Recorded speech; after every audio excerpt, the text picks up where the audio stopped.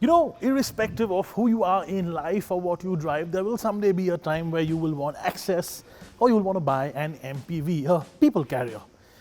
Maybe it's because you've grown up, or maybe it's because you have children, or maybe you just need that extra practicality of that body style. And if you don't want to spend 30 lakhs on a brand new Innova, there are some options in the market, like this one, the updated Maruti XL6. Now with some changes, but it's not just some chrome here or there, it is a little bit more.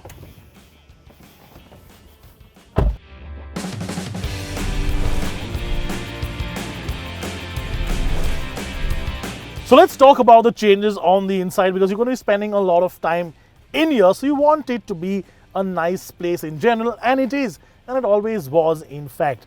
It's all well designed, it's all simplistic, and changes include the new wooden grain plastic on the dashboard, which actually looks kind of nice. It's glossy, so you might get some fingerprints or scratches, but you can clean that off, it's fine. I would have liked a bigger screen, but I know there are design constraints because the screen itself, the unit, is in the middle of those two AC vents. So that's something that probably can't really change.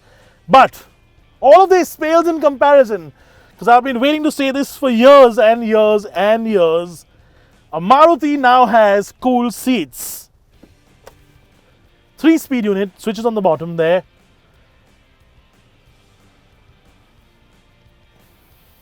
You know what?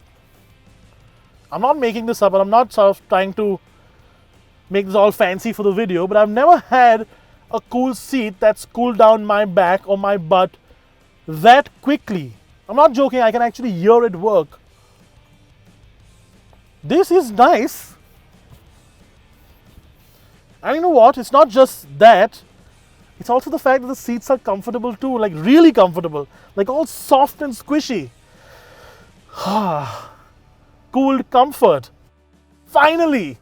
It's not just the cool seats, but the fact that you now get 4 airbags as standard, a 360-degree parking camera, and of course Alexa-enabled connected car features as well. And while we are on the topic of changes or upgrades, on the outside you get a new grille with a little more chrome, an infinitely cooler blacked out set of rear tail lamps, and you get a 16-inch set of wheels. Nice design too. Me likey. Our SUV's engines undergo a lot of stress both in city driving and on tough terrains, particularly during warm-up, in stop-start traffic, and of course while carrying heavy loads. Ordinary car oils may not be enough for your SUV, and that is why we recommend fully synthetic Castrol magnetic SUV for non-stop protection. So the 6 in XL6 has always meant 6 seats, which is what this car has, the captain seats in the middle row. But now that 6 also stands for something else. Now, this isn't something that is officially Maruti's line, but, well, I'm making this up on the way as we go. So, 6. What's the new 6 for? It's for the new automatic gearbox that the XL6 gets. Well, the 4-speed, the old 4-speed torque converter has finally been replaced, and that was a big issue with a lot of people, because in 2022, where 7-speed DCTs are literally peppered across the automotive landscape, both in this segment and otherwise, having a 4-speed auto, that just didn't cut it for a lot of people. So that's gone out, this is in. The good thing though is that was an absolutely bulletproof, reliable unit. If we had a nuclear war, the two things that would survive would be cockroaches and the Maruti torque converter automatic. And I'm guessing that this gearbox will be the same. Now, it hasn't had its time to prove itself, but they've learned from the past, so I'm guessing that is the same sort of thing that they're going to continue with. Is it quick enough though? Is it a fast gearbox? Well, there are two ways of analyzing it. One, we drive as hard as we can, as fast as we can, and we tell you if it's a quick gearbox, if it's an enthusiast-driven gearbox, etc., etc. But this is a people mover. Nobody's going to really drive it fast.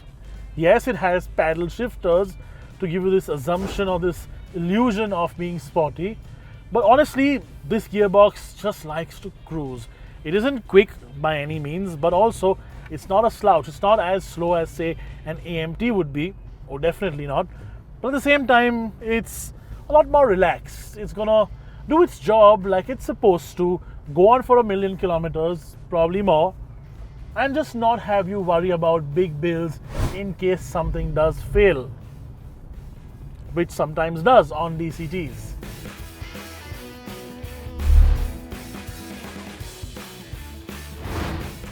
Now you will be finding yourself putting your foot flat on the floor a few times and tugging on the left side paddle to downshift if you do want to overtake somebody in a hurry. And that 1.5 litre engine, as screamy and smooth and as sophisticated as a naturally aspirated engine can get, is still genuinely low on power. It just is. I mean, the competition is packing what, 40% more power or something, 103 horsepower. It's enough, but if you want to get somewhere in a hurry, you will have to work it. That said, it is so smooth, so refined, and just so nice.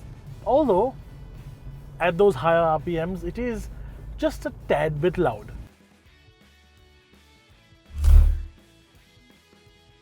Really, it is practical, it is packed with features, it is good looking, and it is reliable. It's basically the kind of car your parents would want you to marry.